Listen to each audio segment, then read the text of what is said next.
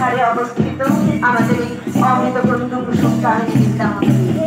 আর এই উচ্চ বিদ্যালয়ের সংলগ্ন মাঠ, সেই মাঠে আজকে বসেছে ৪৪তম মহিমা পর্যায়ের বার্ষিক ক্রীড়া প্রতিযোগিতা অনুষ্ঠানের অঙ্গনে অংশগ্রহণকারী ছোট্ট ছোট্ট ছাত্রছাত্রীরা এগিয়ে চলেছে নৃত্য পায়ে তাদের চলার ছন্দে ধ্বনিত করছে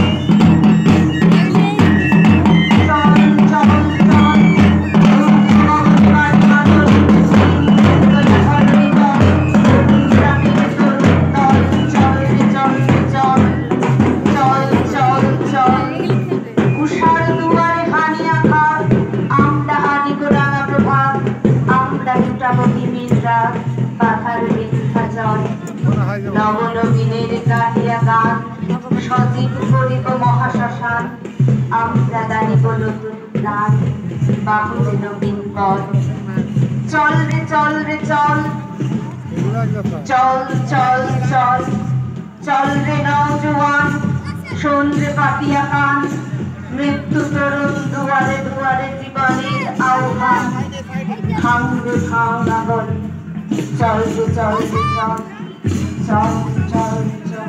একদমই তাই।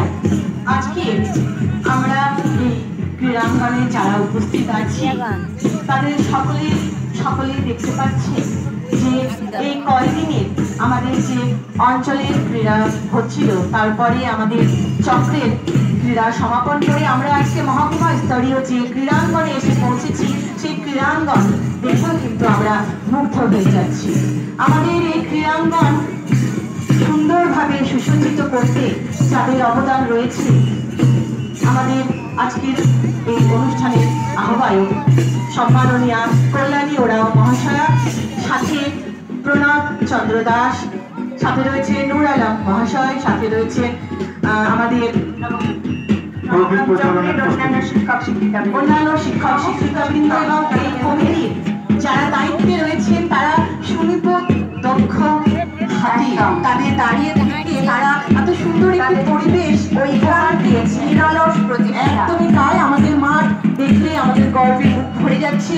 এত সুন্দরভাবে সুসজ্জিত হয়ে রয়েছে। একপাশে মশাল জ্বালানোর যে স্ট্যান্ড, একপাশে বেশ কিছু আমাদের খেলোয়াড়দের যারা আমাদের মনোবল বাড়াবে শিশুদের এত সুন্দরভাবে আমাদের পুরো মাঠটাকে ঘিরে রয়েছে সুন্দর সুন্দর পতাকা, তার সাথে রঙিন বেলুনের শাড়ি এবং